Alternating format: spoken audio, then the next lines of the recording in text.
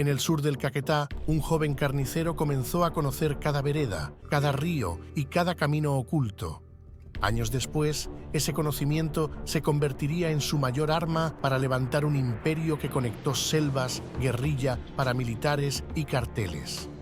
Su ascenso estuvo marcado por pactos imposibles, guerras sangrientas y una fortuna tan grande como sus enemigos, mientras que su caída ocurrió lejos de su tierra.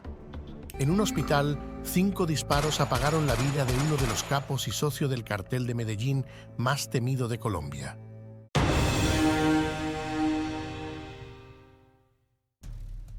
Leonidas Vargas Vargas, conocido como el Viejo y el Rey del Caquetá, nació el 13 de mayo de 1949 en Belén de los Andaquíes, un pequeño municipio enclavado en el sur del departamento del Caquetá, Colombia.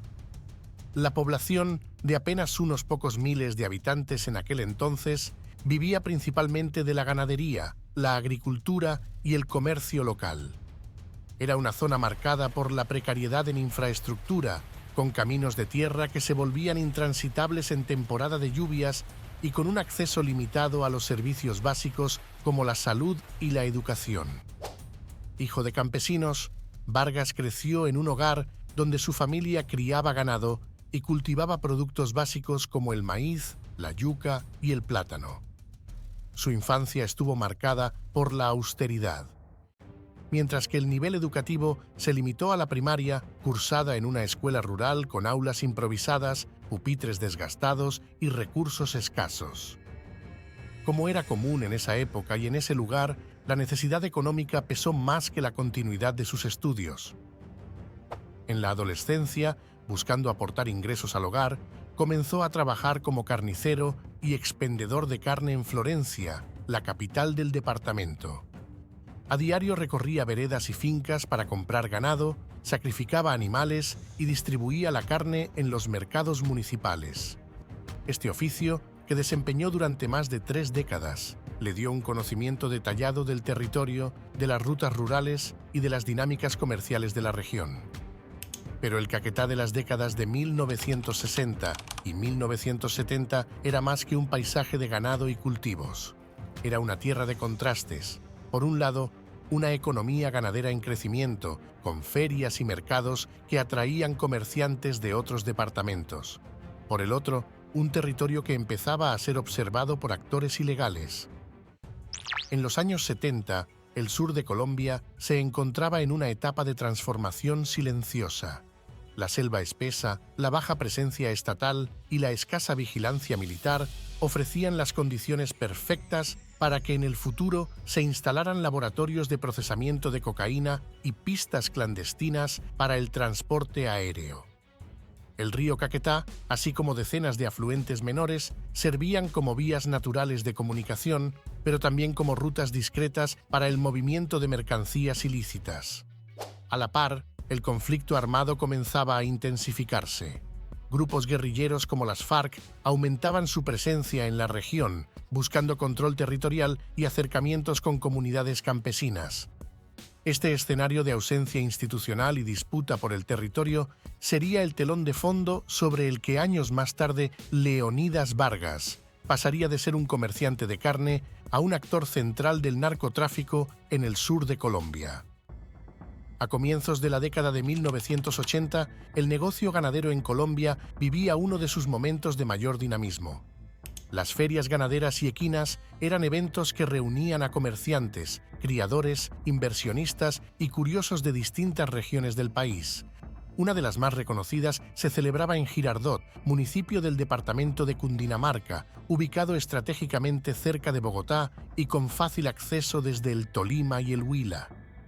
Fue en una de esas ferias donde Leonidas Vargas conoció a un hombre que cambiaría radicalmente su destino, Gonzalo Rodríguez Gacha, alias El Mexicano. Rodríguez Gacha no era un ganadero común. Para ese momento ya se había consolidado como uno de los miembros del cartel de Medellín, junto a Pablo Escobar. Su rol era clave. Lideraba el brazo militar del cartel, controlando redes de sicarios, logística armada y la protección de los cargamentos de cocaína.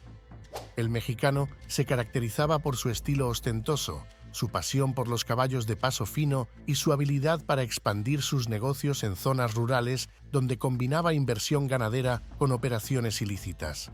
Era conocido por moverse con escoltas fuertemente armados y por buscar aliados en territorios estratégicos para la producción y el transporte de cocaína. El encuentro entre ambos no fue casual. El viejo, con años de experiencia como comerciante de carne y una reputación bien establecida en el sur del país, había ganado reconocimiento en el círculo ganadero. Su conocimiento del Caquetá y el Putumayo, regiones con vastas extensiones de selva y poca presencia estatal, lo convertía en un socio potencialmente valioso para el cartel de Medellín. Rodríguez Gacha le ofreció un lugar en su estructura criminal. En un inicio, fue incorporado a su base operativa como parte de un contingente de 2.000 sicarios. Estas funciones incluían la protección de laboratorios, la custodia de cargamentos y, en algunos casos, la ejecución de asesinatos selectivos. Su disciplina, lealtad y capacidad de resolver problemas logísticos hicieron que ascendiera con rapidez. Pronto, Vargas dejó de ser un soldado más para convertirse en un operador de confianza, cercano a las decisiones estratégicas de su jefe. Con el respaldo del cartel de Medellín y el acceso ilimitado a capital ilícito, el viejo comenzó a instalar laboratorios de procesamiento de cocaína en las profundidades del Caquetá y Putumayo. La geografía jugaba a su favor. Ríos caudalosos, trochas ocultas y pistas clandestinas improvisadas en medio de la selva servían para mover la droga hacia el Pacífico o directamente hacia Centroamérica. La zona estaba prácticamente fuera del alcance de las autoridades.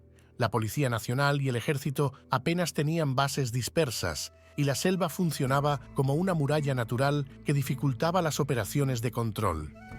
Las comunidades campesinas, golpeadas por la pobreza, veían en el cultivo de coca una alternativa económica frente a la ganadería o la agricultura tradicional.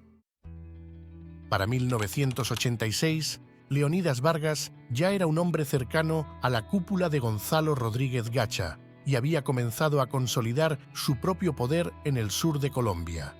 Sin embargo, esa influencia no lo libró de convertirse en objetivo de otro actor armado que, en esa época, controlaba buena parte del territorio: la guerrilla de las Fuerzas Armadas Revolucionarias de Colombia, FARC. El Frente 13º de las FARC, una de las estructuras más activas del bloque sur, ejecutó un golpe directo contra Vargas. Un grupo armado ingresó a su finca La Granja, ubicada en el departamento del Caquetá, y lo secuestró. El plagio se prolongó durante semanas, hasta que su libertad fue asegurada mediante el pago de 20 millones de pesos, una suma significativa para la época. Lo que pudo haber sido un episodio de enemistad terminó derivando en un acuerdo práctico. Vargas, que entendía la dificultad de operar en una zona bajo influencia guerrillera, optó por negociar. El pacto consistía en que él proveería a las FARC de armamento, radios de comunicación de alta frecuencia marca Yaesu y otros insumos logísticos. A cambio, la guerrilla se comprometía a proteger sus laboratorios de cocaína, custodiar los cargamentos y proporcionarle información clave para la ejecución de secuestros. Estos secuestros, en muchos casos, eran contra empresarios, ganaderos o personas de alto perfil económico en la región. El botín obtenido se repartía en partes iguales, 50% para la guerrilla y 50% para él. En 1987, la alianza alcanzó un punto de máxima colaboración. Vargas le entregó a las FARC 11 fusiles FAL, de dotación oficial de la Guardia Nacional de Venezuela, junto con abundante munición. El cargamento fue trasladado en avioneta hasta una pista clandestina en Solita, Caquetá, pero la operación se vio comprometida. El Ejército Nacional interceptó el lugar y en el enfrentamiento fueron abatidos 3 guerrilleros. Sin embargo, la alianza tenía fecha de caducidad. En 1988, las FARC descubrieron que Vargas estaba impulsando la creación de centros de entrenamiento paramilitar en la zona de Río Azul, Putumayo. Estos grupos, conocidos posteriormente como autodefensas, eran rivales directos de la guerrilla y buscaban expulsarla de territorios estratégicos para el narcotráfico. La respuesta fue inmediata y brutal. Un comando guerrillero asaltó varios laboratorios de Vargas en Cartagena del Chairá y áreas circundantes. En el ataque, ejecutaron a 40 hombres de su organización, se apropiaron de 6.500 kilos de cocaína listos para ser enviados al extranjero y confiscaron 96 armas largas entre fusiles y ametralladoras. El golpe fue devastador para las finanzas y la logística del capo.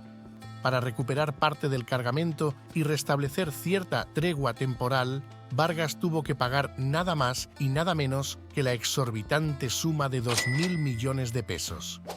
Este episodio marcó el inicio de una relación mucho más tensa entre Vargas y las FARC y sentó las bases de un escenario de violencia en el sur del país en el que se entrelazaban guerrilla, narcotráfico y paramilitarismo. El 15 de diciembre de 1989 fue un punto de inflexión para el narcotráfico en Colombia. Ese día, en la zona de Tolú, Sucre, unidades de la Armada Nacional y la policía dieron de baja a Gonzalo Rodríguez Gacha, alias el Mexicano, considerado el jefe militar del cartel de Medellín y uno de los hombres más buscados del país. La muerte de Gacha provocó una reconfiguración inmediata de su estructura criminal. Entre quienes heredaron parte de sus contactos y rutas estaba Leonidas Vargas.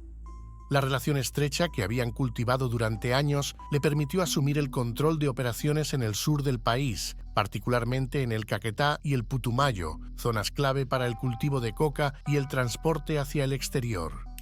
Ese mismo año, el Viejo se vio envuelto indirectamente en un hecho que conmocionó a Colombia: el asesinato del candidato presidencial Luis Carlos Galán Sarmiento, ocurrido el 18 de agosto de 1989 en Soacha, Cundinamarca. Las investigaciones de la época lo mencionaron como posible implicado, aunque nunca fue condenado. Sin embargo, su nombre quedó asociado en los informes judiciales y mediáticos como parte del entramado criminal que rodeaba ese magnicidio. Para el año 1990, la violencia alcanzó de manera directa el núcleo familiar de Vargas. Su hija Erleni Vargas y su novio fueron secuestrados y posteriormente asesinados. Según la versión del propio Leonidas, el responsable intelectual fue Víctor Carranza. Este señor, conocido como el Rey de las Esmeraldas, era un poderoso empresario y una figura dominante en la industria esmeraldera de Boyacá. Sin embargo, Carranza negó categóricamente cualquier participación en el crimen. La enemistad entre Vargas y Carranza no surgió de la nada. Ambos competían por el control de rutas y territorios y mantenían alianzas con diferentes actores armados. Carranza, con su propio ejército privado, había resistido durante años los ataques de guerrilleros, narcotraficantes y otros grupos armados. Vargas, por su parte, buscaba expandir su influencia hacia zonas ricas en esmeraldas y con acceso a corredores estratégicos para el narcotráfico. El asesinato de Erleni fue el detonante de una guerra no declarada que entre 1990 y 1992 dejó más de 70 víctimas en enfrentamientos, emboscadas y atentados. Los ataques no solo se dieron en Caquetá y Boyacá, sino también en Bogotá y otras ciudades, evidenciando el alcance de ambos bandos. Esta confrontación se caracterizó por un alto grado de impunidad. Las muertes eran atribuidas a ajustes de cuentas y pocas veces se abrían investigaciones formales. Durante la década de 1990, el crecimiento patrimonial de Leonidas Vargas fue tan acelerado como llamativo. Según informes de la Fiscalía General de la Nación, su fortuna pasó de 610 millones de pesos en 1987 a 5.332 millones en 1993, cifras reales que ajustadas hoy en día equivaldrían a varios millones de dólares. La Unidad Nacional de Lavado de Activos determinó que buena parte de sus propiedades fueron adquiridas con recursos provenientes directamente del tráfico de cocaína y que para ocultar su verdadero origen se utilizó una red de testaferros, desde socios cercanos y familiares hasta empleados de bajo perfil que aparecían como dueños legales en las escrituras de sus propiedades. Una de sus propiedades más emblemáticas era la Hacienda Las Piedras, ubicada al norte de Bogotá, en el sector de Guaymaral. Allí, Vargas mandó construir una piscina con la forma exacta del mapa del departamento de Caquetá, su tierra natal, y un tobogán elaborado con piedras importadas. En un allanamiento ordenado por un juez el 28 de junio del 2000, la Fiscalía encontró una caja fuerte con mancornas incrustadas con diamantes, lingotes de oro y una pistola calibre 45 bañada en oro, objetos que fueron incautados y pasaron a manos del Estado.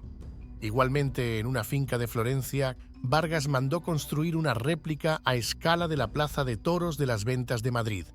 La estructura incluía palcos, graderías y hasta una discoteca subterránea.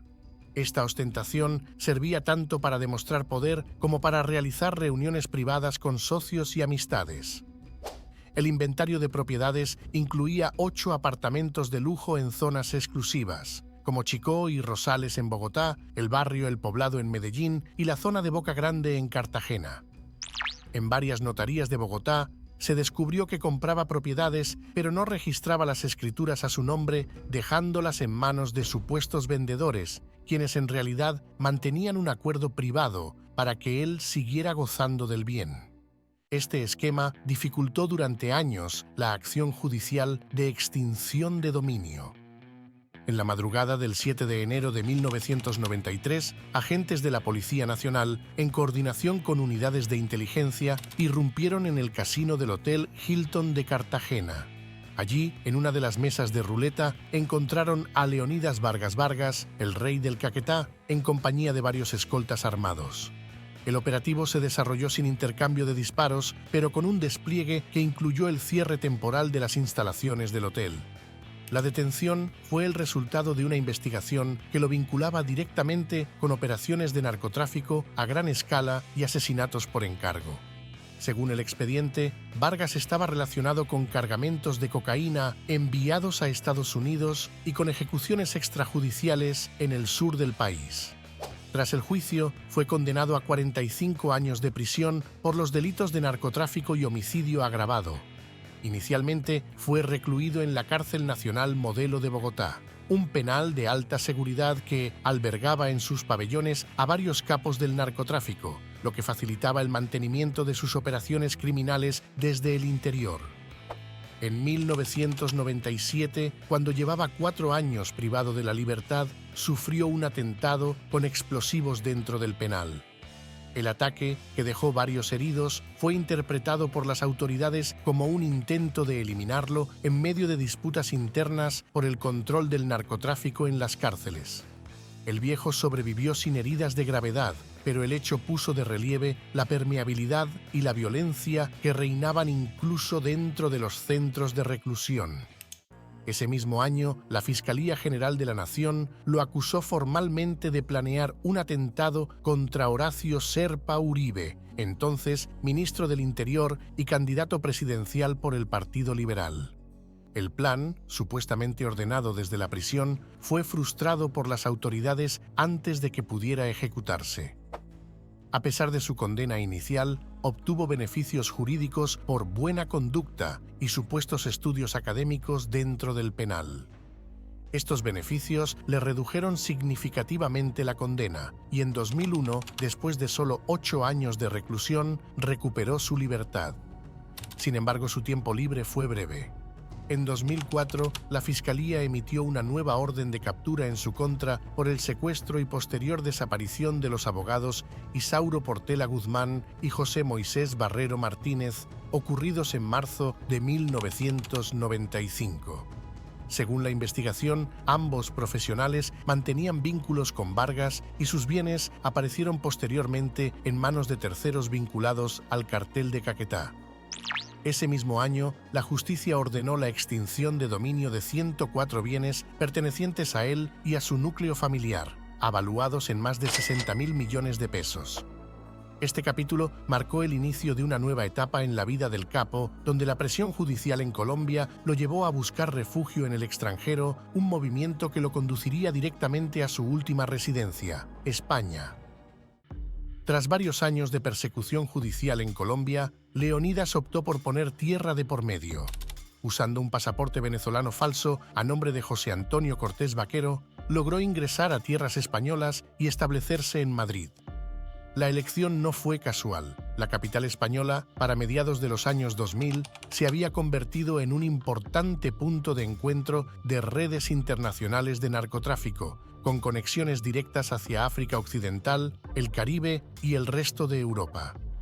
El 8 de julio de 2006, la Guardia Civil, en una operación conjunta con la Policía Nacional, interceptó a Vargas a la salida de un hotel madrileño cuando se disponía a viajar a Alemania para asistir al Mundial de Fútbol. La investigación lo vinculaba con un cargamento de 500 kilos de cocaína decomisado en Valencia, oculto en contenedores con cajas de piñas. El hallazgo, que había sido resultado de semanas de seguimiento e intervención de comunicaciones, reveló que el capo seguía activo en el negocio del narcotráfico a nivel internacional, moviendo droga desde Sudamérica hasta Europa a través de rutas comerciales marítimas.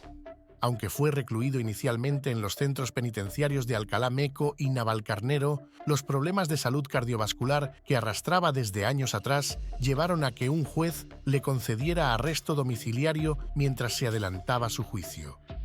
Esta medida le permitió vivir en un apartamento vigilado, desde donde, según los investigadores, mantuvo contacto con viejos socios y presuntamente continuó participando en actividades ilícitas. El 2 de enero de 2009, Vargas fue ingresado al Hospital 12 de Octubre de Madrid debido a una insuficiencia cardíaca crónica.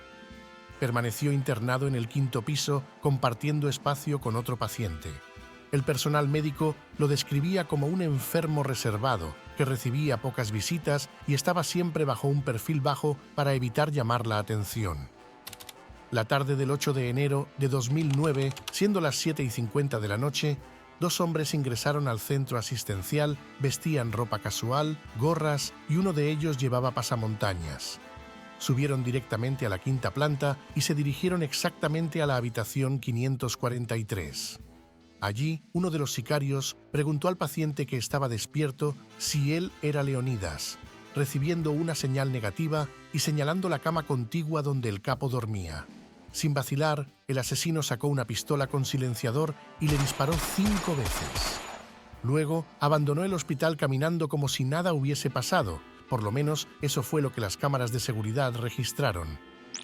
Las investigaciones de la Policía Nacional y la Fiscalía Española determinaron que el crimen fue cometido por una oficina de cobro, una estructura de sicarios contratados para ajustes de cuentas dirigida por José Jonathan Fajardo, un delincuente con antecedentes en Colombia y España.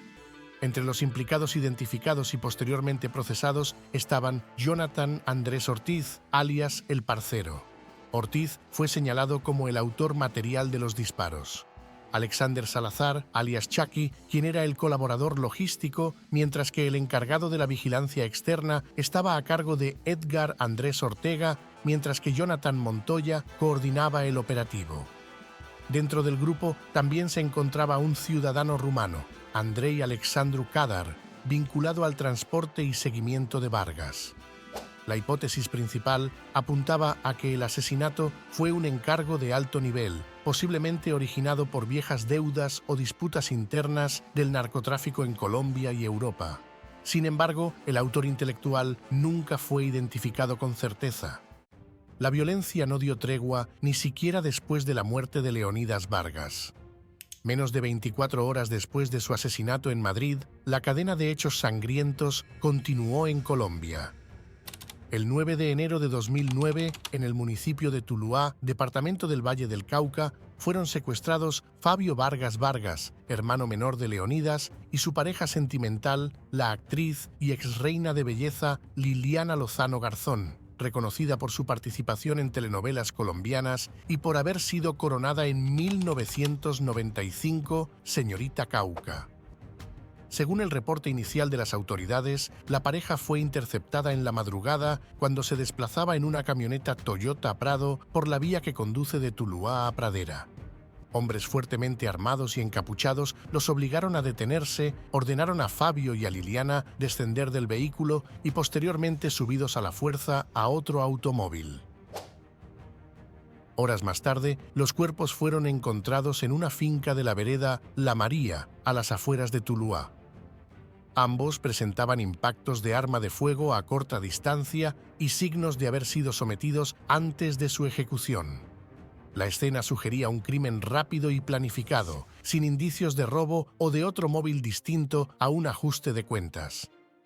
Para los investigadores, la proximidad temporal y la brutalidad de ambos crímenes, el de Leonidas en España y el de Fabio y Liliana en Colombia, no dejaba lugar a dudas de que podían formar parte de la misma cadena de represalias. Hoy en día, ninguno de los casos ha sido esclarecido completamente. Ni en Colombia ni en España se ha identificado de manera oficial a los autores intelectuales. Los pocos capturados por la muerte del capo en Madrid fueron procesados como autores materiales, pero las conexiones de alto nivel que podrían haber vinculado ambos episodios siguen sin demostrarse judicialmente. El asesinato de su hermano y su cuñada cerró de manera violenta y definitiva el círculo familiar más cercano de Leonidas Vargas, dejando un rastro de preguntas sin respuesta y consolidando la idea de que ambos crímenes fueron parte de un mismo engranaje de venganza transnacional.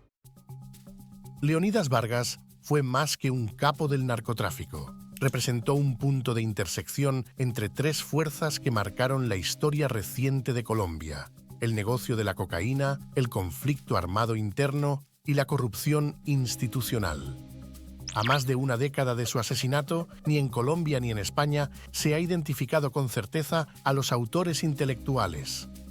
Su fortuna fue desmantelada por las autoridades, su familia marcada por la violencia y su nombre permanece como uno más en la larga lista de capos cuyo final fue tan violento como su ascenso. Así terminó la historia del narcotraficante, un imperio construido sobre sangre, cocaína y miedo, y destruido con la misma frialdad con la que él mismo operó durante décadas. Gracias por acompañarnos. No olvides suscribirte y activar la campanita. Si te gustó esta historia, no te pierdas el próximo video que te hemos dejado en pantalla. Haz clic y sigue explorando todo lo que tenemos para ti.